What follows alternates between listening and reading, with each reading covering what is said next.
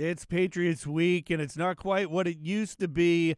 Lopsided one way before, now lopsided in a good way for Bills Mafia and Bills fans. Welcome to Buffalo End Zone Podcast, everyone. I'm Kevin Carroll. And I'm Jon Scott. Kevin, we're having ourselves a day over here. It's not a good one. We'll have to see if maybe we can channel and reverse the trend like the Bills offense is trying to do and come out with a banger of an episode here. Bring the energy right now, John. It's the only way I can stay awake at this point. And I want to jump off with what I was kind of talking about. When Tom Brady was with the Patriots, it was all one-sided their way. Now it's been all one-sided the Bills' way. And the Patriots seem to get worse and worse every year. A little hatred towards the Patriots off the top here, because I'm seeing from 98.5 The Sports Hub out in Boston radio station, a lot of people calling for Bill Belichick not to be around the Patriots much longer, and that he, the topic today, basically ruined Mac Jones' NFL career as a quarterback over the last 3 years. So turmoil in New England while the Bills themselves try to right the ship with two subpar performances, at least on the offensive side, over the past couple of weeks, and an opponent in the Jets that is on par with the Patriots. So something better get better. You were doing so well. You threw me a curveball off the top. I'm like, I like where this is going. It doesn't have to be, offense, defense. I like this. And then you couldn't cross the goal line. You Ernest Biner fumbled on the one. Saquon Barkley. Yeah. I'm going to run through the tunnel and be mad. But the Belichick thing is fascinating to me. It's also funny because I was sitting here as you were talking about this. I have an interesting history with Bill Belichick. Oh. Because I'm a Cleveland guy. And so growing up, Bill Belichick to me was the Browns head coach. And he was fine, but with such a storied background as a defensive guy, it didn't really come, and the success overall didn't come with the Browns. He was also fired by Art Modell, and it's funny because no one in Cleveland likes Art Modell, and so you weren't too keen on Belichick, but you sided with him when it came between that and Art Modell, and then obviously what he's done with New England is historic, and it put him alone, I would say, in the conversation as greatest head coach in NFL history. It's always amazing whether it's athletes or coaches or whatever it may be, considering how much weight the end should hold over the overall legacy. Because if Belichick had left when Brady did, or maybe a year or so, even the year Mac Jones makes the playoffs his rookie season, then you're thinking, Belichick, you still think of him the same way that you always did. But they've been bad since Brady left, by and large, have not been the same. You didn't expect him to be a Super Bowl contender, but these past couple of years have been brutal. And it's almost like if he doesn't have the quarterback and doesn't have a depth of talent around them on the offensive and defensive side, the coach isn't as good. I heard someone, a reporter from Boston, talking today saying maybe this is the point where you have to separate Belichick, the GM, and Belichick, the head coach. I think his track record as a general manager, you could always maybe put in question. He just had the greatest quarterback of all time that could overlook a lot of those blemishes. He doesn't now, and Belichick, I think the talent evaluator is maybe where the biggest missteps have gone, and I wouldn't take anything away from him as a head coach. Yeah, you could always ask Tom Brady about the quality of wide receivers he had for the bulk of his career. I would like to quote The Dark Knight, John, when it comes to Bill Belichick and the fans in New England and how they look at him. You can be the hero long enough, but eventually the hero becomes the villain. And Patriots fans, like my nephew who grew up outside of Boston, he was born the year Tom Brady took over. He has not known anything else but the Patriots going to the Super Bowl. These last 3 years has been tough on the poor guy that he hasn't gotten to experience the Patriots make a deep playoff run. But here we are, John, and it's amazing to me through all of it that the talk now is, and the Bills players and Coach McDermott are all going to say the right thing. Well, Coach Bill Belichick and his defensive mind, he's going to come up with something. We know their defense is going to be great, but the stats don't lie, and I'm not a big stats guy, John, and the Patriots are a hot mess, and it's probably time for them to hit the reset button in New England, but this season's going to play out.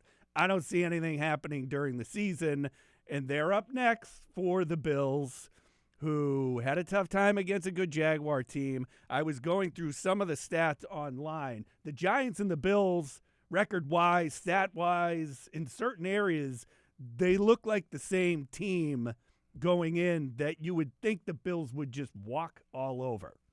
They should have. They should have walked all over the Giants.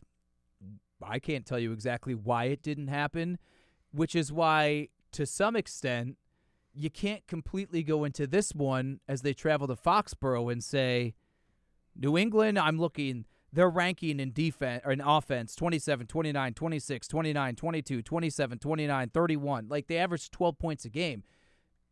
Okay, the Bills should handle them easily. But even after that whole conversation we said about Bill Belichick and how the Patriots aren't any good, it's Bill Belichick and it's the Patriots. And for whatever reason, that matters. But it hasn't amongst the Bills recently. And I don't know if the past carries any weight into this one or whatnot. I just simply feel New England is undermanned. Talent to talent, they just don't have it, especially compared to a team like the Buffalo Bills. It should be a get-right game, as last Sunday night should have been a get-right game. So they'll roll the ball out, and we'll see here. But I think for those who knew the Patriots, and there's not many on this Bills team that were there to kind of change the guard of when Brady left, and they're there to kind of – they were at the back end of Brady beating the Bills and now got to be part of the group that flips that switch. Maybe it doesn't hold that same weight, but to me, I think if you can go into New England and punch them around a little bit, especially the fact that the team could probably use that internally, I think there's heavy motivation to go in there and keep the steam train rolling. Yeah, Brady there or not, I think it's still fresh enough in Bill's Mafia mind that you just want to go in, as long as Bill Belichick's there, and beat them down like you did during the wild card round a couple of years ago, where the Bills' offense played nearly perfect. Interesting, Josh Allen saying to the media that going up against a Bill Belichick defense, you got to know going in that you're not going to score every time. Well, they did that in the playoffs a few years ago. I don't know if Josh forgot about it or if he was just playing nice, but they have the ability under Josh Allen and with Stephon Diggs in the weapons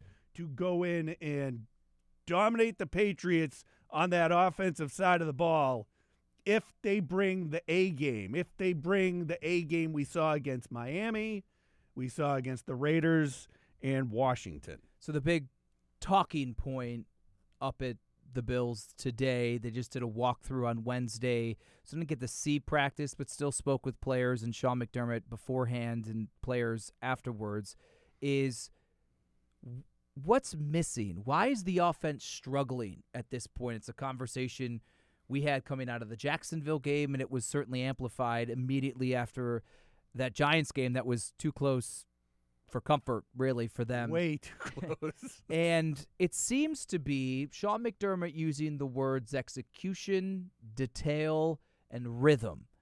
And he seems to say that they're not executing consistently enough for them offensively to be in a rhythm. And something we talked about, and I couldn't figure out what the phrase was, and you bailed me out, staying on schedule. Yes.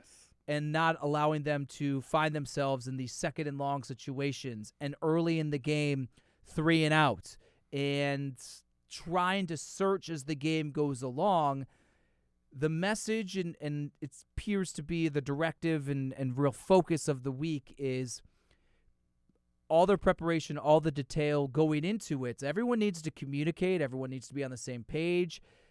And that should help them execute better immediately out the gate. And people like Mitch Morse and others were saying they really can't describe the real reason, But the minute you get that first down, and if you do that out the gate, it almost releases a lid of sorts. And then you can kind of open up and get going a little bit more. They've struggled doing that out the gate. Slow starts is something that they've had issues with. And I asked Trent Sherfield because it's amazing that we're having these conversations after games against Jacksonville and the Giants, considering where they were just weeks prior with an insanely incredible and not out of left field, but in not something we expected, crushing the Dolphins the way that they did and offensively absolutely rolling on all cylinders. What the heck changed? Trent Sherfield said maybe it's just communication and everyone being on the same page. So everyone kind of has a little different take on it. Yeah. But I think at the root of it, it's the unsexy coach speak of execution and simply just being in a flow of things and doing so early. Yeah, and I found it interesting when Josh Allen spoke to the media during his Wednesday availability about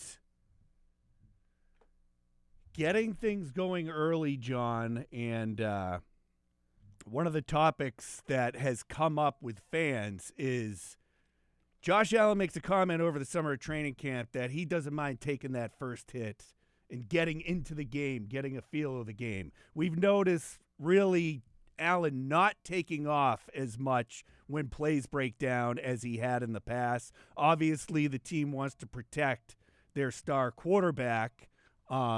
He is, and we can touch on this later, he did do something to his shoulder in the win over the Giants, but appears that he says he's fine. It's pain management, yada, yada, yada. I think that might take away from any plan that you want to get design runs for Josh Allen, at least this week and probably for the rest of the year. Yes, Allen downplaying it a bit. He was limited in the walkthrough, right shoulder injury that he had x-rays on immediately after the game. He says he'll be fine. You would expect nothing less, especially from Josh Allen, who, even with an injured shoulder, went barreling in with said injured shoulder to come to the aid of Spencer Brown during the melee over in the end zone in the Giants game.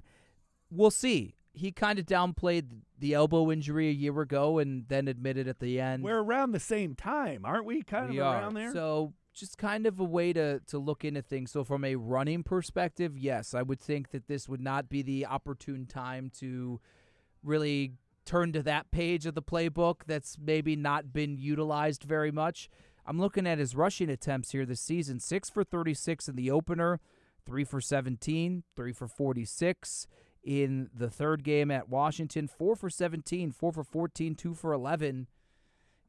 He's not really running. And one thing that I've noticed, and I think we've discussed this in some of the plays, is it's not even designed runs. It's he breaks free from the pocket, and it appears there's green space in front of him, and he's choosing to throw it as opposed to take the 5, 6, 7, 8 yards. I was saying to someone else earlier in the week, when you watch Josh Allen play right now when a play breaks down and he rolls out, my eyes are focused on that black line on the TV as he's running around. Is he going to step over it and go, or is he going to pull up and try and throw? And I think with what you're alluding to, 90% of the time right now, you can count on him pulling up and trying to get the ball downfield instead of taking off, even with open space in front of him, which, again, smart for the longevity of his career, but for the fans thirsting for more out of the offense right now,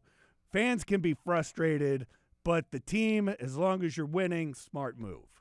And then the other elements, I think, when you look at the offense and say, what aren't they doing that you think they should, is something that we've used as a general topic before, and specifically in post-game shows, but I think it's not general. I think it's the roles being defined for the other guys not named Stephon Diggs.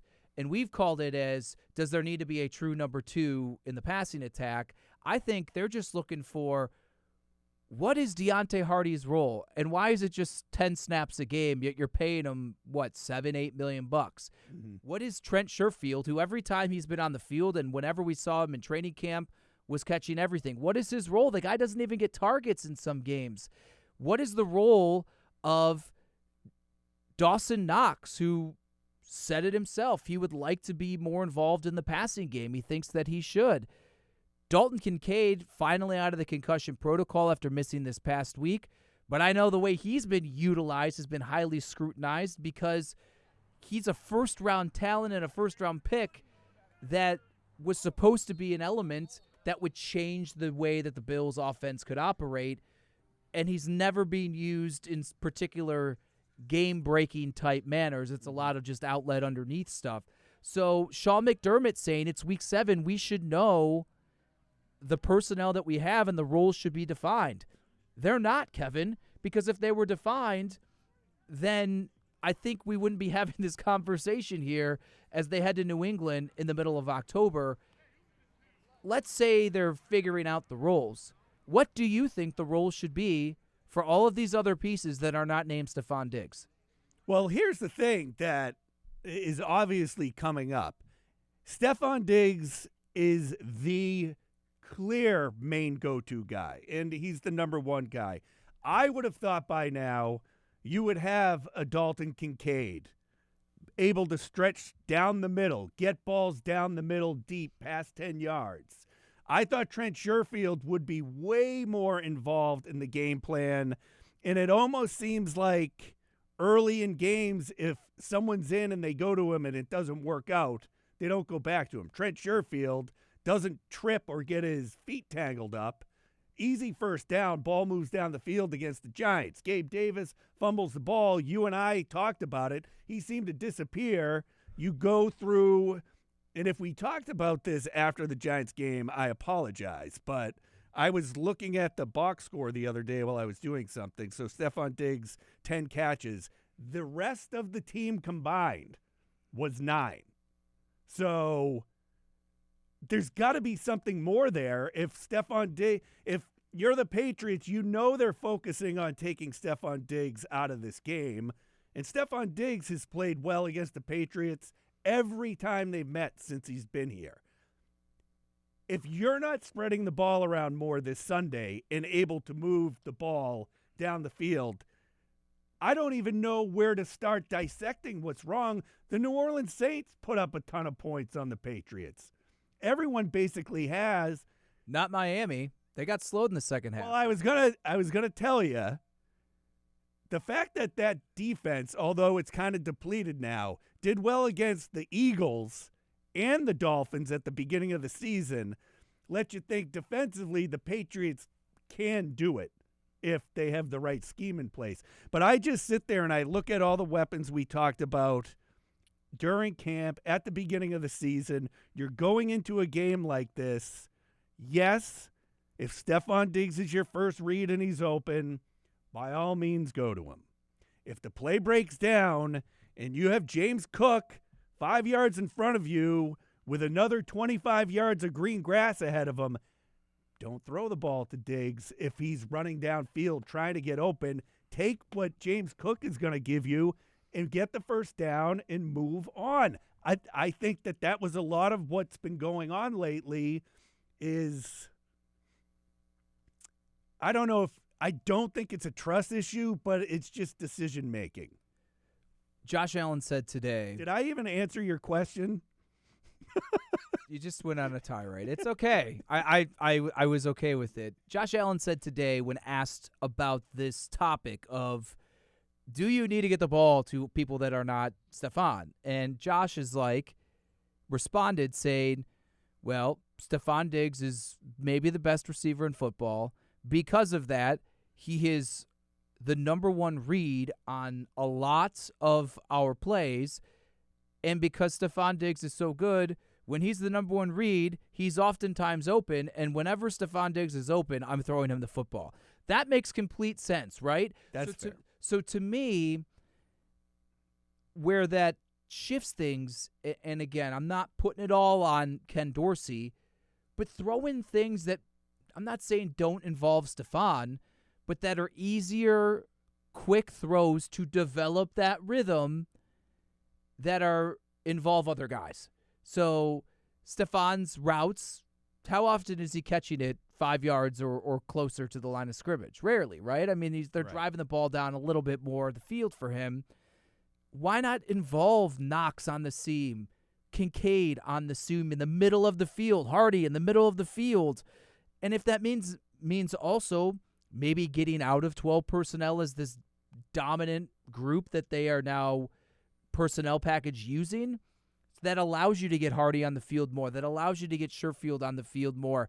We're not even talking about Khalil Shakir, who's had 1 target each of the last 5 games. That's it. The guy has 5 targets on the season, and Trent Sherfield has 7 targets, and that's in 3 games where he had none.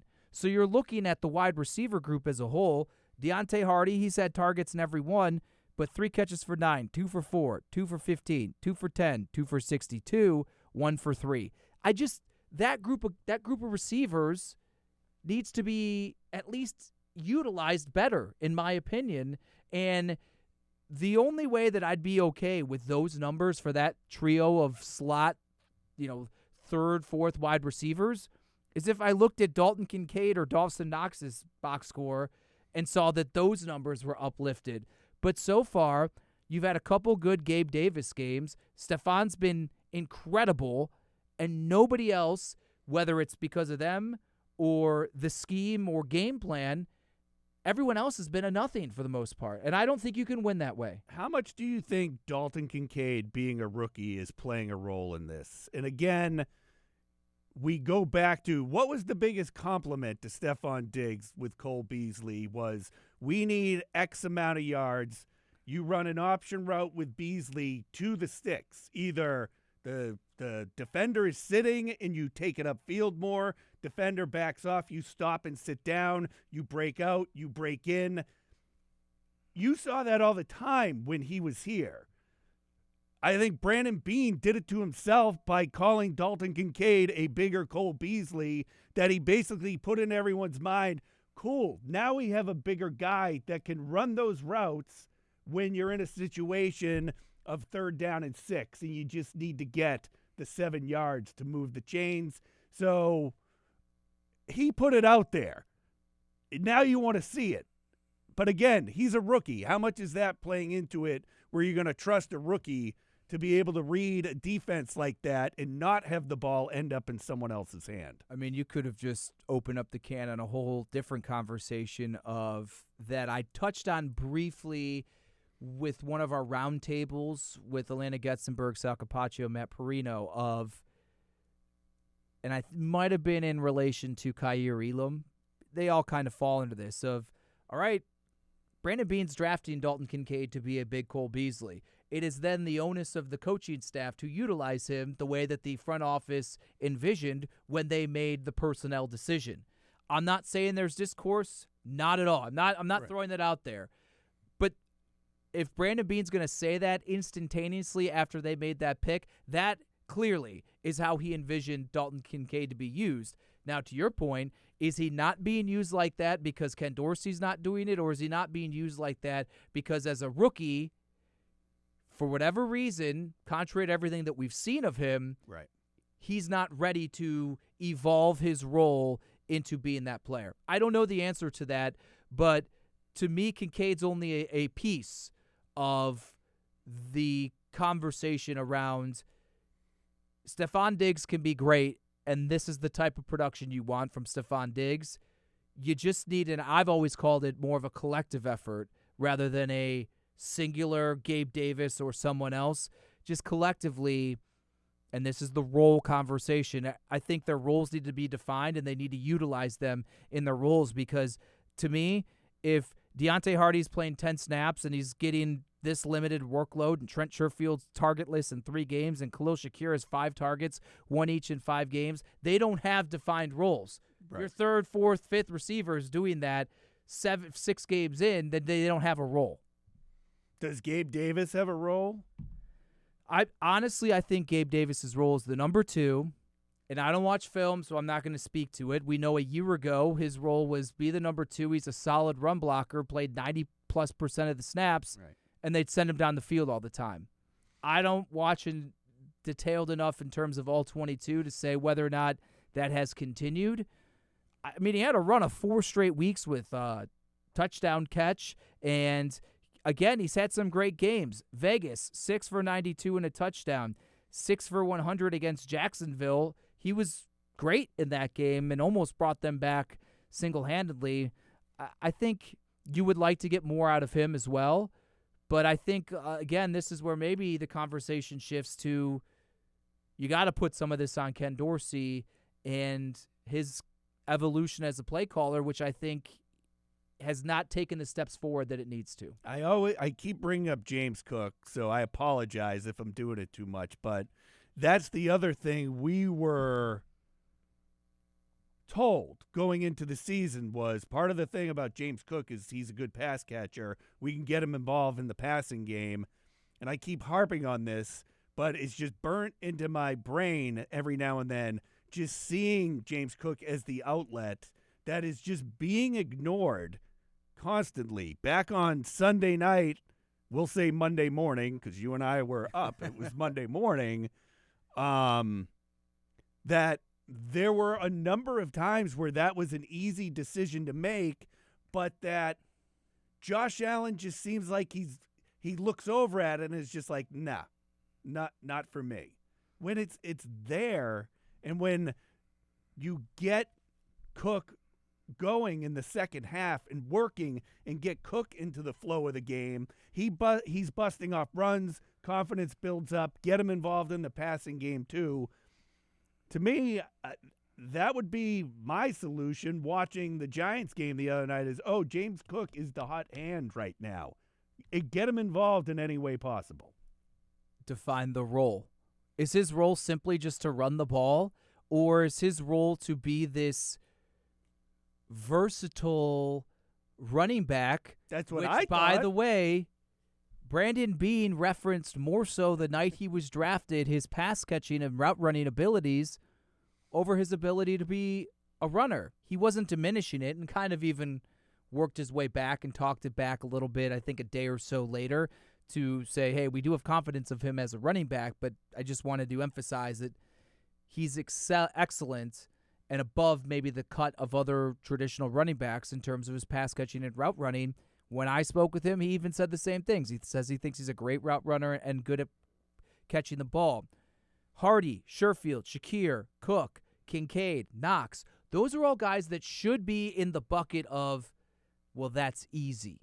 Davis and Diggs on the outside, those are the more complicated.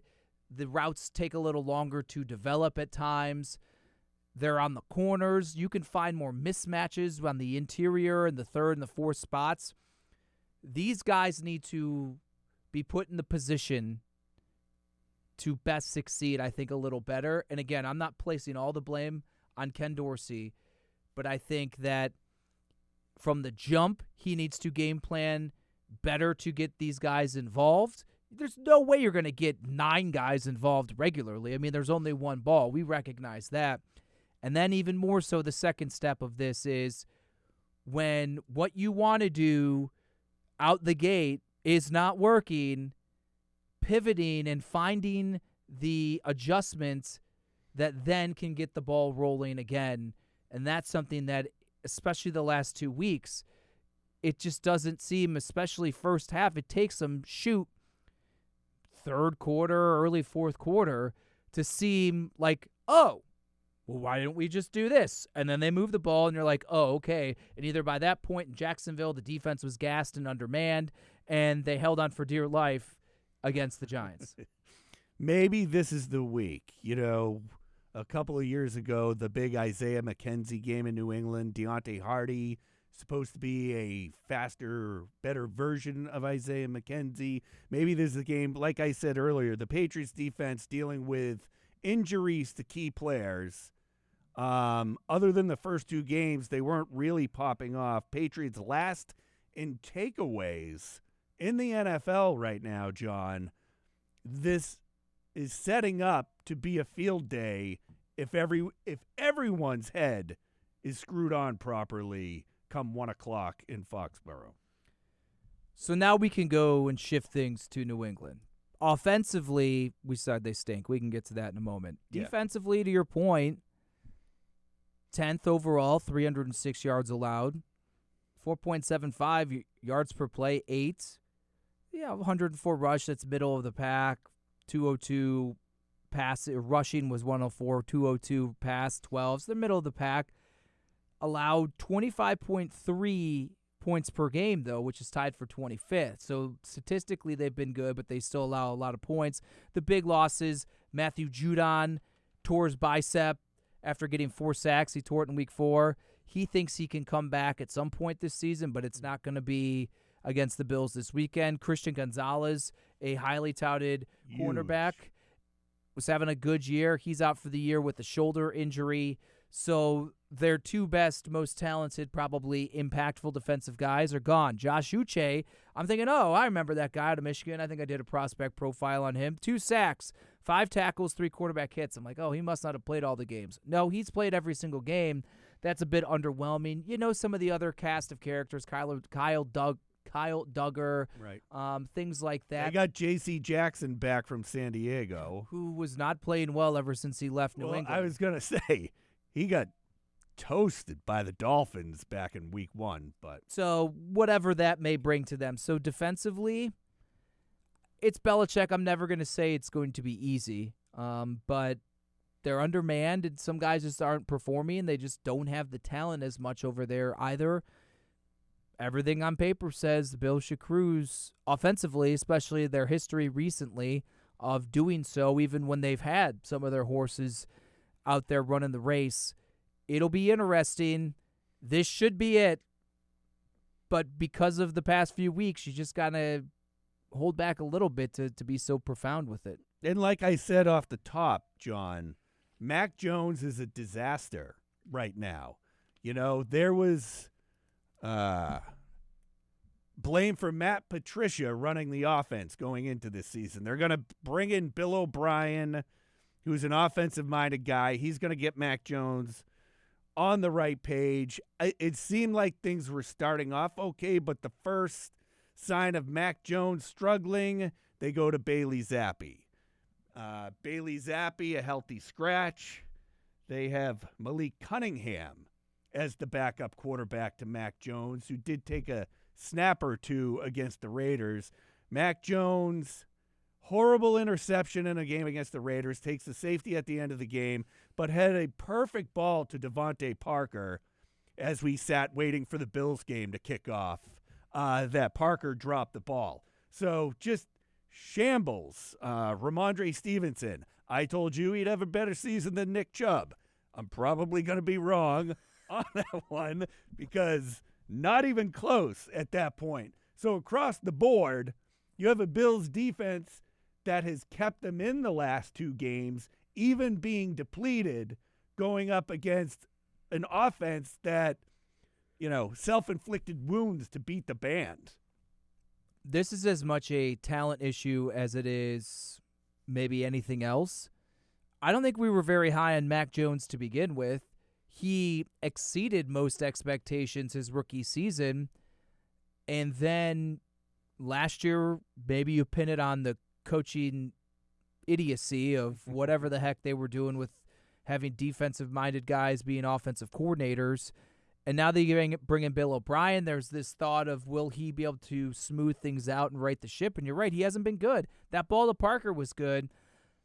Their offensive line is not good. Cole Strange was a pick. We go back to the Belichick talent evaluations. People were blown away. What was it? The Rams and McVay had some snide comments when they picked Cole Strange of, I didn't even find that guy in my sheet. He was like a 6th-round pick. He's not performing that well. And then you just look at the receivers. And this is a conversation dating back to Brady. Outside of Randy Moss, when did they ever invest in the receiver position under Belichick? They never did it. And it works with Brady because he's the GOAT. But it doesn't work with Mac Jones, especially when everything else isn't working. So you'd say, well, maybe they rely on the running game. To your point, here's the game log of Ramondre Stevenson. 12 for 25, that's 2.1 per carry. 15 for 50 and a touchdown, that's still only 3.3. At the Jets, 9 for 59, 3.1. At Dallas, 14 for 30, 2.1. New Orleans, 8 for 24, 3 yards per carry. And Vegas last week, 10 for 46 and a touchdown, 4.6. That's the best that he's had all year. He's getting decent volume, but averaging 3 yards a carry is abysmal. Mm-hmm. And maybe that's part of the offensive line issues or whatever it may be. But if you're not going to focus and put resources into a passing game, you darn well better run the football, which is what the Patriots have always wanted to do in a collection of backs. They're not doing it. And so that's just compounding.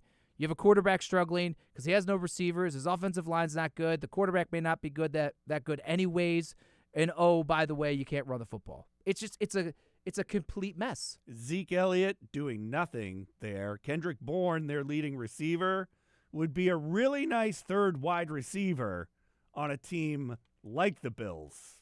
Kendrick Bourne can make some nice plays, but he shouldn't be your leading wide receiver in this one. So top to bottom, for those my age, welcome back to the 80s and 90s New England Patriots. Early 90s. Not the mid. Well, late. once Bledsoe and Parcells got there, it kind of turned around then. But Kind of. They just went to a Super Bowl. that they should have won. Anyways, so the Patriots have gone back in time, John, and, you know, when Tom Brady was there and they pull out those retro uniforms from back in the 80s with Pat the Patriot, everyone loved it. But now when you pull them out, it just reminds Patriot fans of how crappy that franchise was for a long time there. Needless to say, John, there's a game coming up, and it is the last 1 o'clock game for the Bills for a while. We'll get into that in a little bit, but let's take a look at the game, John. And like you said, just a walkthrough on a Wednesday when we record this, but the Bills with a long list of injuries, but a lot of it was limited and full practice, and just, I think, 3 players not practicing. Let me go to as far as the list goes. You kind of threw me under the bus here. So, did not practice Damian Harris. Good news out of the hospital. We found that out on Monday when Sean McDermott spoke after the game, but he's still not practicing. Concussion protocol, and then certainly a neck injury. Quentin Morris injured his ankle. He even mentioned it after the game. He injured it a few plays before catching the game-winning touchdown there, and I was watching the video today. He catches it, kind of hops. Dawson Knox tackles him in celebration, and Quentin's holding his leg up in the air to make sure his ankle doesn't get injured anymore. Ed Oliver missed with the toe. I kind of joked with him. I saw him walking around. I said, it looks like you're okay. Just joked back. So we'll see. It was a walkthrough Wednesday, so these are somewhat estimated. Limited, Kyer Elam with an ankle, Dane Jackson with a foot, Cam Lewis with a shoulder, Greg Rousseau with a foot injury, and Josh Allen, we said, was limited as well. Dalton Kincaid out of the concussion protocol, so that's good as well. Thursday, really our first and probably only true indication of a full practice to see who trends in what direction. But a team that was so healthy to start the season, we know the serious long-term injuries, but these others are kind of banging on their depth a little bit here to test things out, especially on the defensive side of things. Weather on Sunday in Foxborough, Massachusetts, hovering around 60, John. Little rain showers in the forecast. It seems like, I think it was 2 years ago, there was a little bit of rain every Sunday for the Bills game. Seems like we're kind of running into that trend again this year. Really jacks up my suit game. I can't go to the full nines I like to do because you can't ruin shoes. If you're wearing a jacket, you'll never see it.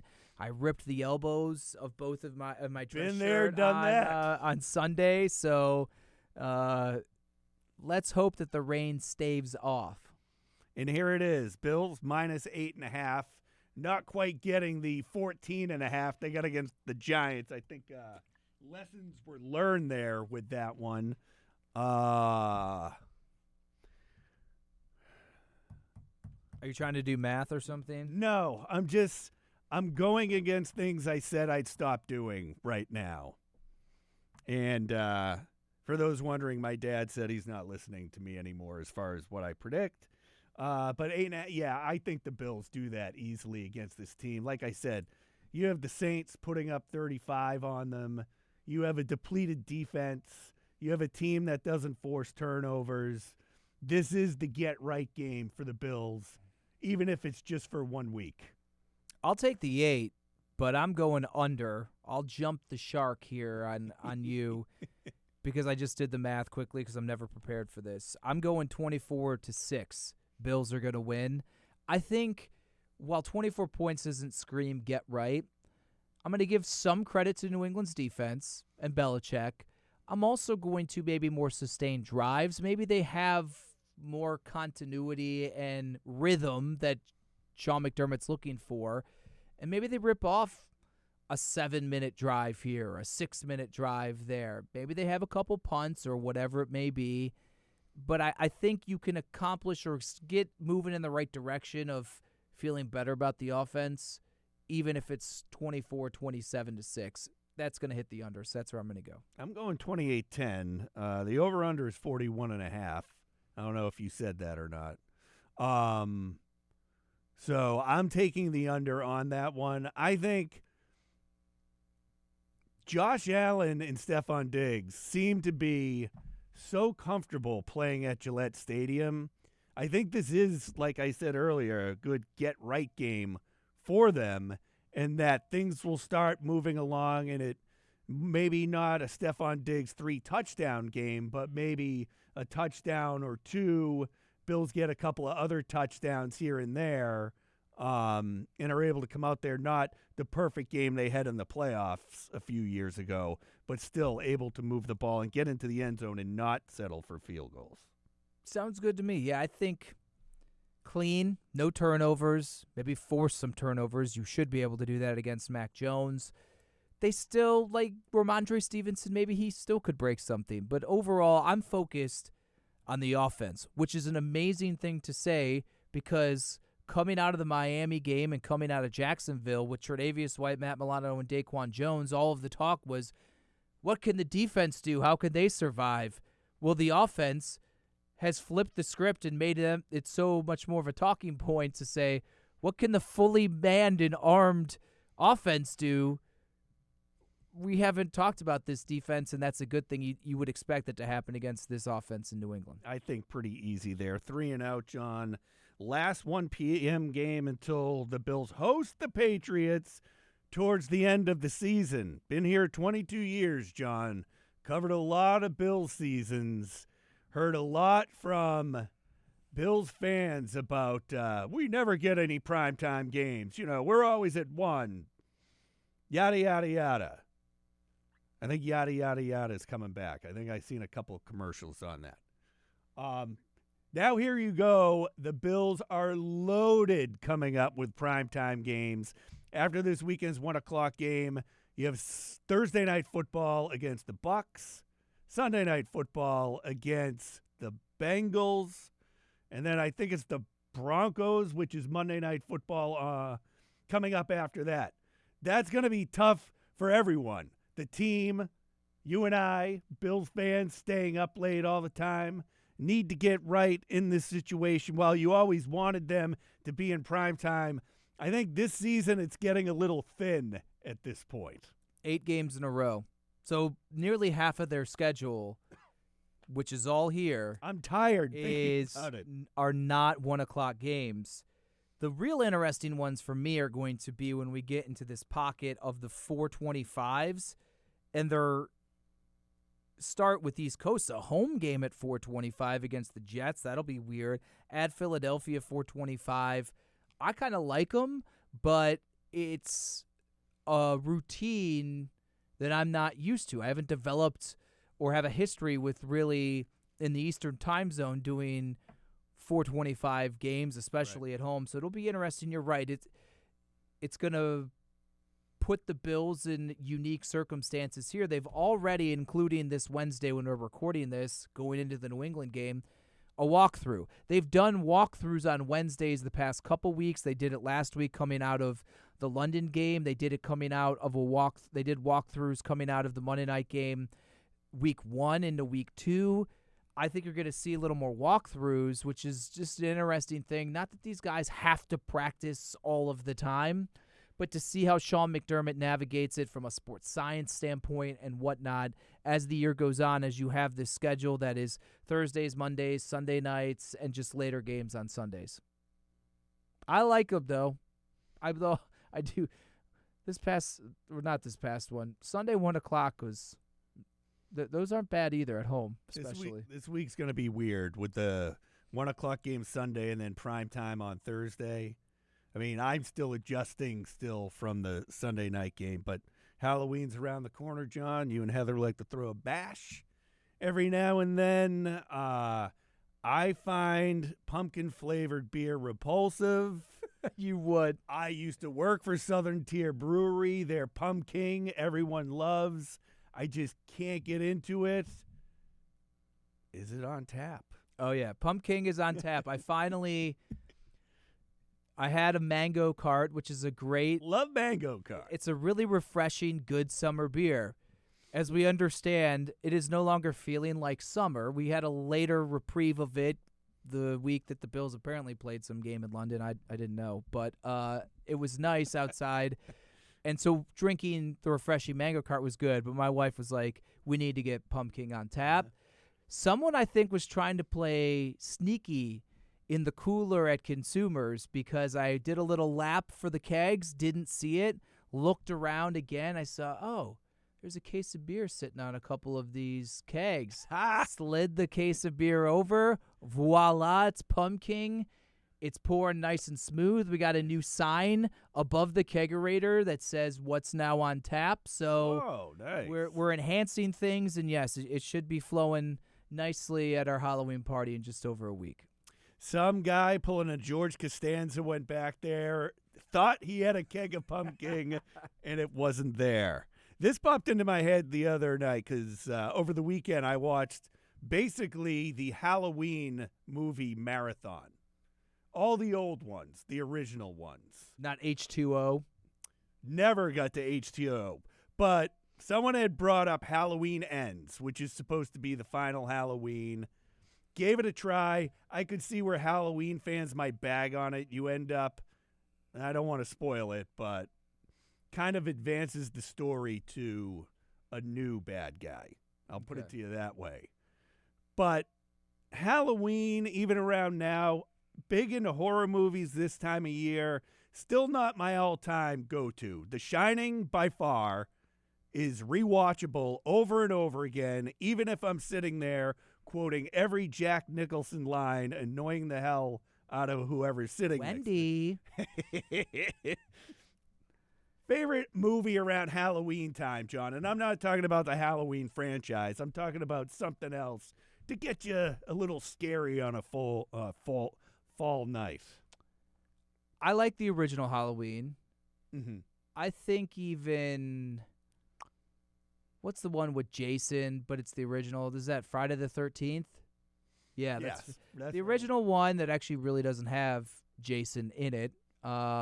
Spoiler alert. That one's pretty good. But I'll say this one. I like Scream, the original Scream with Neve Campbell and Courtney Cox. I like that. That was mid 90s-ish. That's kind of in my wheelhouse of where I was about to be a teenager and was kind of scary, and I just think it's an entertaining movie. Scary and funny too, which goes well with those kind of scary movies. Like, I'll go back to even The Shining has some moments where you kind of giggle and you kind of laugh at how Jack Nicholson's acting. And man, I totally forgot about Scream. Cabin in the Woods. You ever see Cabin in the Woods? No, some of the other ones that Well, the reason why I bring it up is because everyone says that has a nice balance of scary and funny in it. And I've never seen it, but my wife was watching it one night while I was sleeping, and I could hear it. And it sounded funny, but it sounded gross at the same time. So I didn't want to exactly get up and look at people getting their heads chopped off and stuff like that. But now I'm in the mood to maybe revisit it. I wouldn't mind going back and seeing The Ring. I've seen that on Saw. There's apparently 10 of them now. We'll never watch Saw. So I saw the original. That one was pretty messed up. You know, something that's not a movie, but something I know you and I have watched, American Horror Story, the TV show. Yeah. You watched the one, 1984, that actually was kind of like the original Friday the 13th movie. Right. Those are pretty good. I haven't watched a lot of them. There's probably like 10-plus seasons now, but if you're looking for a show and kind of like the spooky, weird stuff, I would highly suggest American Horror Story. That's good. The one that's out now is actually a play on Rosemary's Baby. And Kim Kardashian's in it, right? Oh, yeah.